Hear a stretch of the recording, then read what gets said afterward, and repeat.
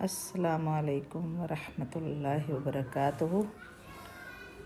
نحمدہ ونصلی علی رسولہ الکریم، اما بعد فاعوذ باللہ من الشیطان الرجیم، بسم اللہ الرحمن الرحیم۔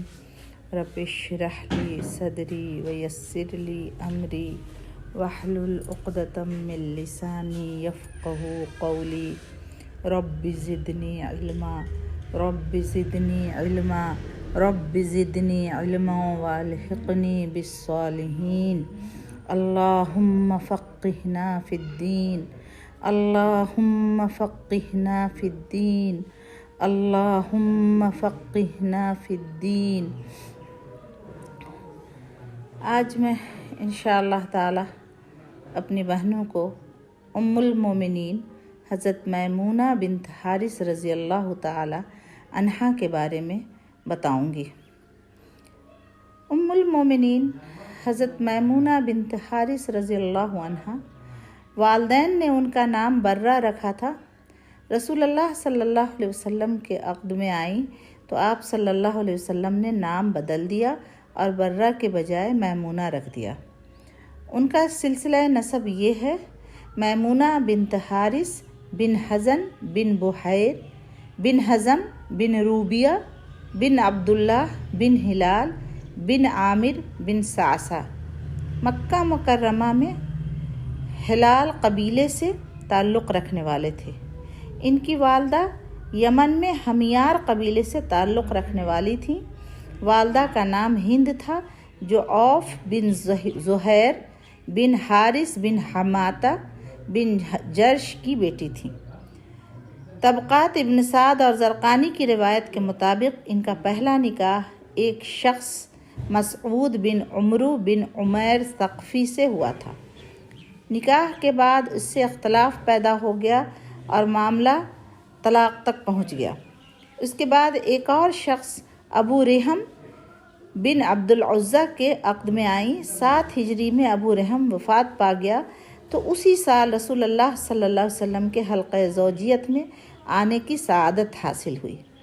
حضرت میمونہ رضی اللہ تعالی عنہا رسول اللہ صلی اللہ علیہ وسلم کی آخری بیوی تھیں، یعنی اس کے بعد آپ صلی اللہ علیہ وسلم نے کسی سے نکاح نہیں کیا۔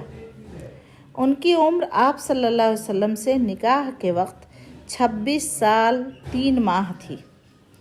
مختصر الفاظ میں اس نکاح کی تفصیل یہ ہے کہ 7 ہجری کے ماہ ذی قعدہ میں رسول اللہ صلی اللہ علیہ وسلم عمرے کی غرض سے مدینہ منورہ سے مکہ مکرمہ کو روانہ ہوئے۔ دوران سفر میں آپ نے اپنے چچا زاد بھائی حضرت جعفر بن ابو طالب رضی اللہ تعالی عنہ کو نکاح کا پیغام دے کر حضرت میمونہ رضی اللہ تعالی عنہا کے پاس بھیجا۔ حضرت میمونہ نے حضرت عباس بن عبد المطلب رضی اللہ عنہ سے بات کی اور انہیں اپنا وکیل و ولی مقرر کیا۔ طبقات ابن سعد کی روایت سے معلوم ہوتا ہے کہ خود حضرت عباس بن عبد المطلب رضی اللہ عنہ نے ہی رسول اللہ صلی اللہ علیہ وسلم سے حضرت میمونہ کے نکاح کے بارے میں گفتگو کا آغاز کیا اور انہی نے حضرت صلی اللہ علیہ وسلم کو اس نکاح کے لیے تیار کیا۔ چنانچہ حالت احرام ہی میں جو عمرے کی غرض سے آپ نے باندھ رکھا تھا، نکاح کر لیا گیا۔ یہ نکاح 7 ہجری میں ہوا اور مہر 500 درہم مقرر کیا گیا۔ حضرت عمرہ سے فراغت کے بعد مدینہ منورہ کو واپس لوٹے تو ایک جگہ صرف میں قیام فرمایا۔ یہ جگہ مدینہ منورہ کے راستے میں مکہ سے 10 میل کے فاصلے پر واقع ہے۔ اسی مقام پر رسم عروسی ادا کی گئی، کیونکہ رسول اللہ صلی اللہ علیہ وسلم کے خادم حضرت ابو رافع رضی اللہ عنہ حضرت میمونہ رضی اللہ عنہا کو صرف ہی میں لے آئے تھے۔ حضرت میمونہ رضی اللہ تعالی عنہا نے مسجد نبوی سے متصل ایک کمرہ الاٹ کیا۔ باقی تمام بیویوں نے یعنی ازواج مطہرات نے ان کا استقبال کیا اور ان کے ساتھ نہایت احسن سلوک کیا۔ حضرت میمونہ رضی اللہ تعالی عنہا بڑی عالمہ، عابدہ و زاہدہ اور سمجھدار خاتون تھیں۔ فقہ و اجتہاد میں ان کا مقام بہت بلند تھا۔ ان کے بارے میں طبقات ابن سعد کی 8ویں جلد میں حضرت عائشہ رضی اللہ تعالی عنہا کا یہ قول درج ہے: حضرت میمونہ رضی اللہ تعالی عنہا سب سے زیادہ اللہ سے ڈرنے والی اور صلہ رحمی کا اہتمام رکھنے والی خاتون ہیں۔ بڑی ذہین، بے حد عقل مند اور صاحب بصیرت و دانش خاتون تھیں۔ مسائل پر گہری نظر رکھتی تھیں اور مسائل شریعہ کے بارے میں غور و فکر کے تمام پیمانے ان کے سامنے رہتے تھے۔ ان کا انداز اس واقعے سے کیجیے کہ ایک مرتبہ ایک عورت بیمار پڑ گئی۔ اس نے نظر مانی کہ شفا یاب ہو گئی تو بیت المقدس کا سفر کروں گی اور وہاں جا کر نماز پڑھوں گی۔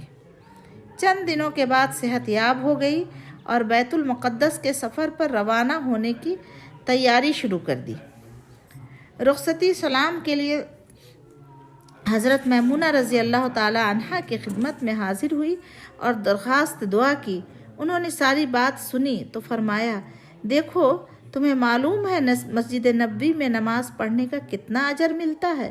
مسجد نبوی اللہ کی ایک انتہائی مقدس جگہ ہے اور اس کے آخری پیغمبر حضرت محمد مصطفیٰ صلی اللہ علیہ وسلم کی تعمیر کردہ ہے۔ اس میں نماز پڑھی جائے تو دوسری مسجدوں سے 1000 گنا زیادہ ثواب ملتا ہے۔ تم اتنا دور دراز کا سفر کرنے کی بجائے مدینہ ہی میں رہو اور مسجد نبوی میں نماز پڑھ لو، اس سے اللہ کے نزدیک مستحق اجر و ثواب قرار پاؤ گی۔ حضرت میمونہ رضی اللہ تعالی عنہا پیکر اخلاص اور غریبوں کی ہمدرد و معاون تھیں۔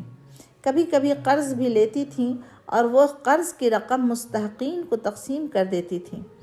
ایک مرتبہ کچھ زیادہ مستحقین آ گئے تو ان کا مطالبہ پورا کرنے کے لیے زیادہ قرض لے لیا۔ کسی نے پوچھا: آپ جو اتنا زیادہ قرض لے رہی ہیں اسے ادا کرنے کی کیا شکل ہوگی؟ فرمایا: رسول اللہ صلی اللہ علیہ وآلہ وسلم کا ارشاد ہے کہ جو شخص ادا کرنے کی نیت سے قرض لیتا ہے، اللہ اس کا قرض ادا کرنے کی کوئی نہ کوئی صورت پیدا کر دیتا ہے۔ میں ضروری امور کی تکمیل کے لیے قرض لے رہی ہوں اور میرا مقصد نیک ہے۔ مجھے یہ قرض بہرحال ادا کرنا ہے۔ اللہ کے پیغمبر کے ارشاد کی روشنی میں مجھے یقین ہے اللہ تعالیٰ میرے قرض ادا کرنے کی ضرور کوئی بہتر اور مناسب صورت پیدا کر دے گا۔ شریعت کے احکام کی تبلیغ کے لیے ہر وقت کوشاں رہتی تھیں۔ اگر کوئی احکام رسول کے صلی اللہ علیہ وسلم کے ذرا بھی مخالفت کرتا تو اس سے سخت برتاؤ کرتی۔ ایک دفعہ ان کا ایک رشتہ دار ان کے مکان پر آیا۔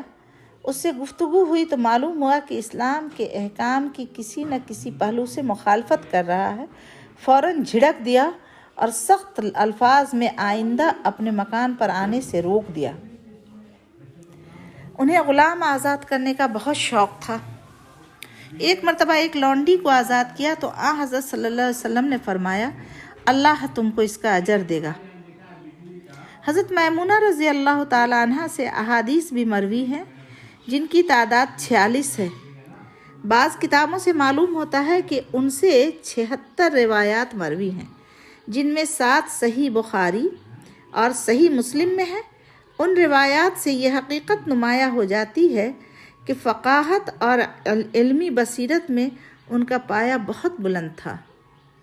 حضرت میمونہ رضی اللہ عنہا بہت مضبوط یادداشت والی خاتون تھیں۔ وہ احادیث حفظ کر لیتی تھیں جو آپ صلی اللہ علیہ وسلم سے سنتی تھیں۔ آپ نے 76 یعنی 76 احادیث بیان کی۔ ان سے روایت کرنے والوں کی تعداد بھی خاصی ہے، جن میں حضرت عبداللہ بن عباس، عبد الرحمن بن صائب، عبداللہ بن شداد بن ہاد، عطا بن یسار، عبداللہ بن صائب، ان کے بھانجے یزید بن عزم، عبید اللہ خولائی، سلمان بن یسار، عبید اللہ بن عبداللہ بن عنبہ، عبیدہ بن سائق اور عالیہ بن سبی ایسے عظیم المرتبت حضرات شامل ہیں۔ پھر آگے ان کے شاگردوں در شاگردوں کا سلسلہ بڑا وسیع ہے۔ ان کا انتقال 60 ہجری میں خلیفہ یزید بن معاویہ رضی اللہ تعالی عنہ کے دور میں ہوا۔ حضرت میمونہ رضی اللہ تعالی عنہ کے حالات میں یہ عجیب اتفاق ہے کہ ان کی وفات بھی اسی مقام پر ہوئی جہاں ان کی رسم عروسی ادا ہوئی تھی، یعنی صرف کے مقام پر جو کسی زمانے میں ان کی شادی کی وجہ سے مشہور تھا۔ ان کا مدفن بھی وہی مقام قرار پایا۔ انہوں نے 51 ہجری میں وفات پائی۔ مشہور صحابی حضرت عبداللہ بن عباس رضی اللہ تعالی عنہ نے نماز جنازہ پڑھائی۔ جب لوگوں نے ان کی میت کو اٹھانے کے لیے ہاتھ بڑھائے تو حضرت عبداللہ بن عباس نے فرمایا، لوگوں، یہ رسول اللہ صلی اللہ علیہ وآلہ وسلم کی زوجہ محترمہ ہیں، ان کے جنازے کو زیادہ حرکت نہ دو۔ ان کے احترام کا تقاضا یہ ہے کہ آہستہ آہستہ قدم اٹھاؤ اور ادب کے ساتھ دفن کرو۔ حضرت میمونہ رضی اللہ تعالی عنہ آپ صلی اللہ علیہ وسلم کے ساتھ 3 سال کی مدت تک رہیں۔ اس کے بعد پھر آپ صلی اللہ علیہ وسلم کا وصال ہو گیا۔ آپ صلی اللہ علیہ وسلم کی تمام ازواج مطہرات میں یہ آخری زوج تھیں جن کا انتقال ہوا۔ انتقال کے وقت ان کی عمر 80 یا 81 سال تھی۔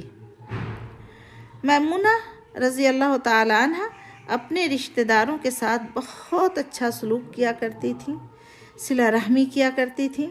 وہ مسجد نبوی میں نماز پڑھتی تھیں کیونکہ انہوں نے سنا تھا کہ اس مسجد میں پڑھی جانے والی نماز مکہ مکرمہ میں مسجد حرام کے علاوہ دوسری مساجد سے 100 گنا بہتر ہے۔ چنانچہ وہ اس نیکی کو اپنی اس اجر کو ضائع نہیں کرنا چاہتی تھیں اور کوشش کرتی تھیں کہ زیادہ سے زیادہ نمازیں وہ مسجد نبوی میں ادا کریں۔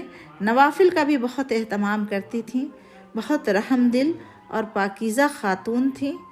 اللہ تعالیٰ ان پر اپنی رحمت کی بارش برسائے اور اللہ تعالیٰ ان کے تمام گناہوں کو معاف فرما کر اللہ رب العزت جنت الفردوس کا حقدار بنائے، اور اللہ تعالیٰ ہمیں ان تمام ام المومنین اور صحابیہ کی خصوصیات عطا کرے۔ اللہ رب العزت ہمیں بھی جنت میں ان کا پڑوسی بنائے اور دنیا میں ان کے نقش قدم پر چلنے کی توفیق عطا فرمائے۔